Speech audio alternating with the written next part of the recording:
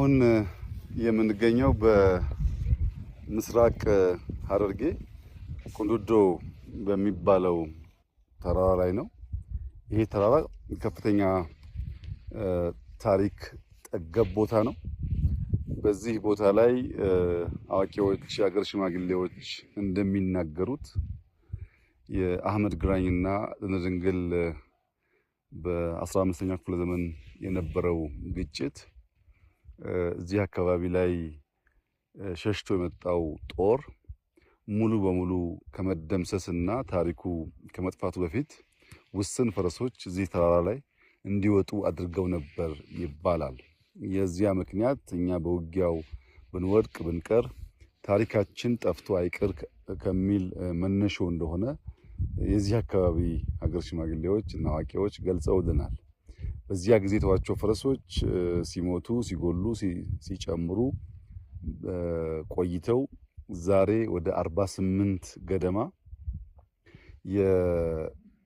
የቤተሰብ የለመዱ የቤት ፈረሶች ሳይሆኑ የዱር ፈረሶች እዚህ ቦታ ላይ ይገኛሉ።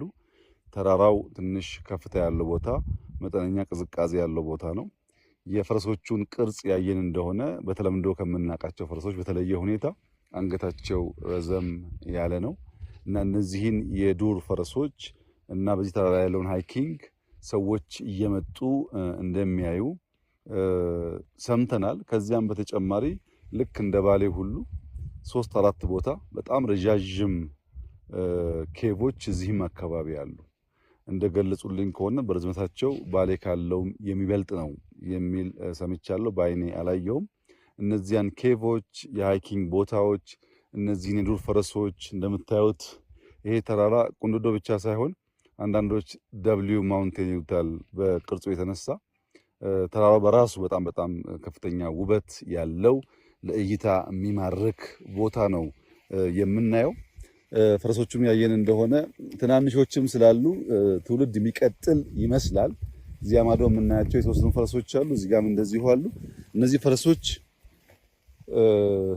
በቤት ከምናውቃቸው ፈረስ ለየት የሚያደርጋቸው ኦሪጂናቸው ሳይሆን ከጊዜ በኋላ እዚህ በመቆየት በቅርጻቸው በቁመናቸው የተለየ ቅርጽ እንዳላቸው ማየት ችለናል። እነዚህ መጠበቅ ያስፈልጋል።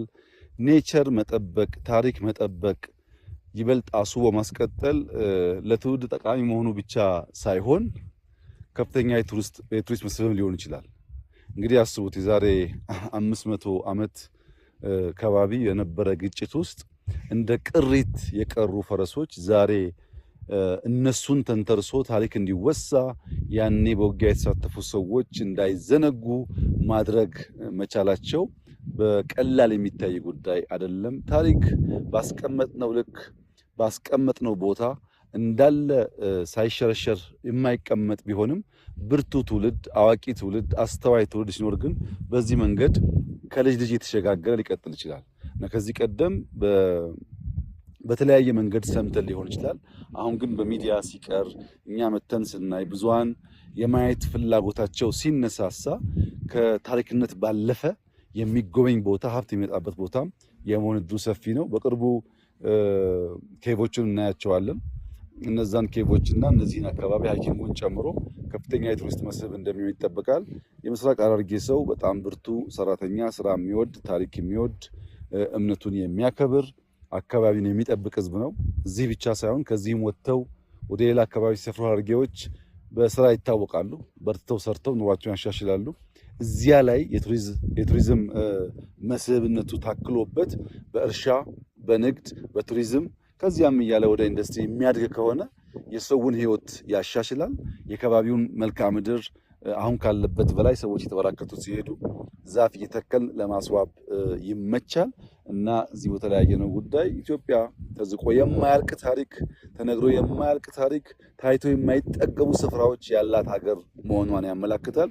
በሌላው ዓለም እንደዚህ ያለ ቦታ